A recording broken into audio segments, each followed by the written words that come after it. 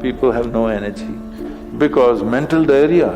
You eat bad food and then try to stop diarrhea, it's not going to work. This much you do.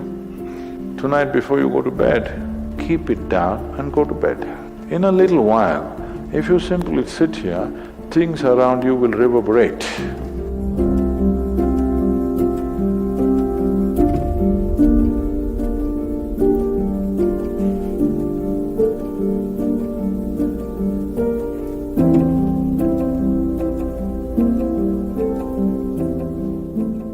Is it possible to do it without using specific mudras, whatever?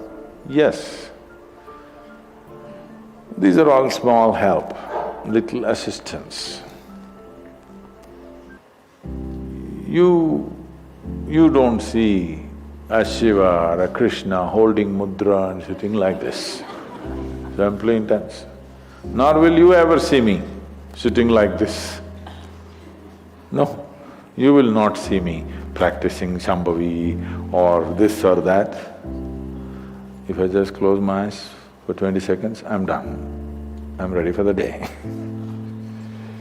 So, this is all good help.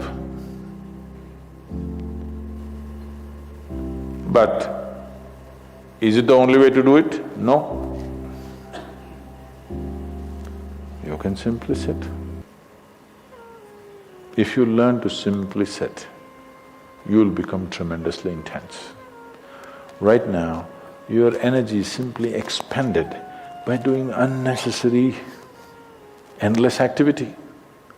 When you have so much mental diarrhea, how can you have energy? Suppose you have diarrhea, do you see how weak you feel? Yes or no? Right now this mental diarrhea, that's why people have no energy. They want to just eat and sleep all the time because mental diarrhea, it's very exhausting. If you have physical diarrhea, you know how exhausting it is. Yes? This is also equally exhausting. People are sleeping 8 hours, 10 hours a day, not because they're working so much or their body is in such a bad state, it's just mental diarrhea. If you stop the mental diarrhea, there's enough energy to make this very, very intense. Now how do I stop mental diarrhea? If you have diarrhea, physical diarrhea, what is the first thing to do? Huh? What?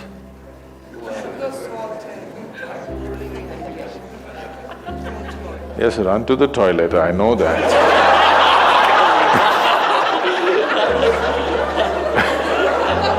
I'm saying as a corrective measure, what's the first thing you do?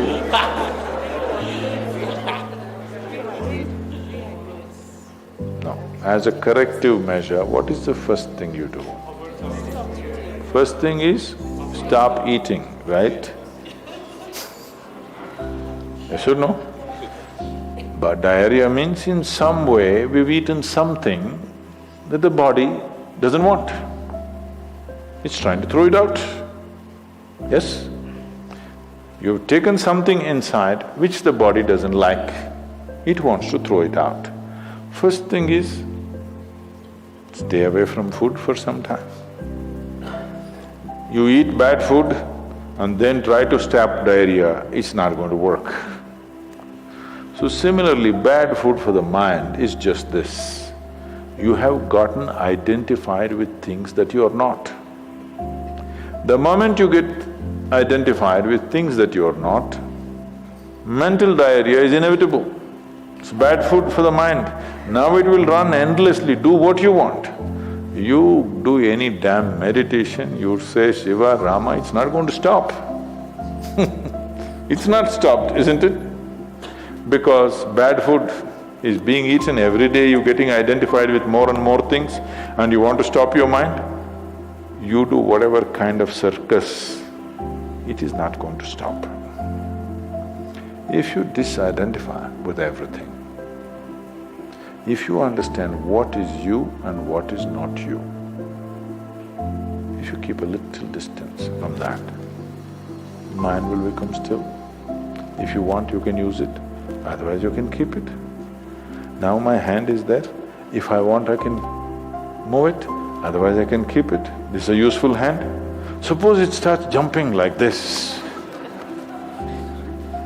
You clearly know there is some kind of an ailment, isn't it? Yes or no? So if hand is jumping, you know it's an ailment. If mind is jumping, is it an ailment or no? The ailment has come because continuous wrong diet. You tell your mind that I am this, I am this, I am that, I am that. It's having diarrhea. You stop giving it wrong food. If you clearly see what… even if you do not know what is me, at least you know what is not me, isn't it? This much you do.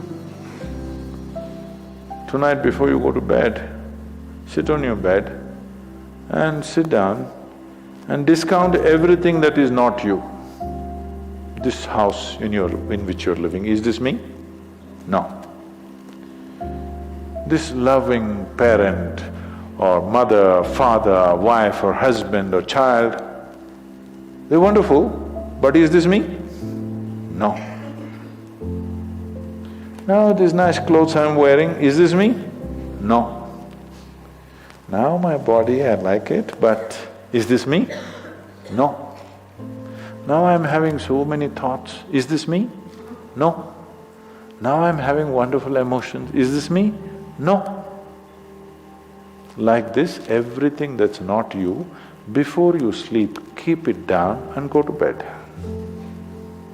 Tomorrow morning, you will wake up considerably more intense than today. Every day you do it. In a little while, if you simply sit here, things around you will reverberate. Really. I was a few years ago, couple of years ago, I was in America and this is a very typically American question. This lady comes up to me and she's very angry. I've been doing this yoga for last 35 years, nothing happened.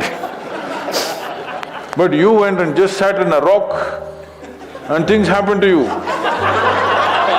This is not fair. Where is that damn rock?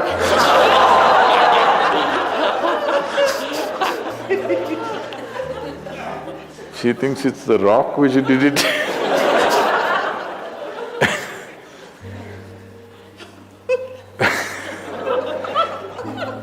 The only sadhana that I did in my life is, right from my very early age,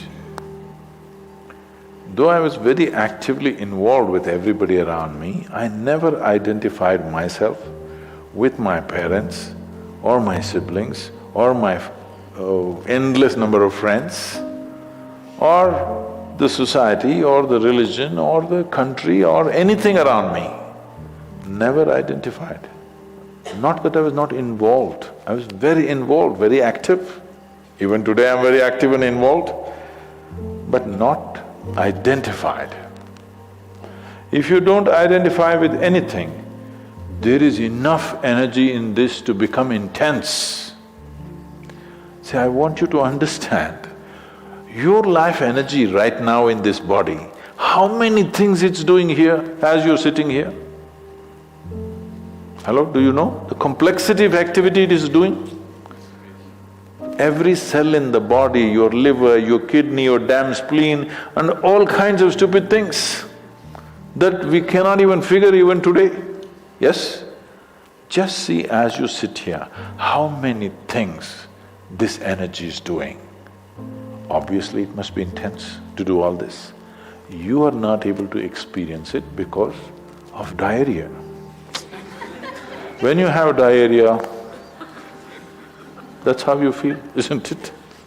Yes or no? So that's how it is. Stop the diarrhea. Stop eating bad food, diarrhea will stop. Once diarrhea stops, there's enough energy in this to sit here and reverberate in a very intense way.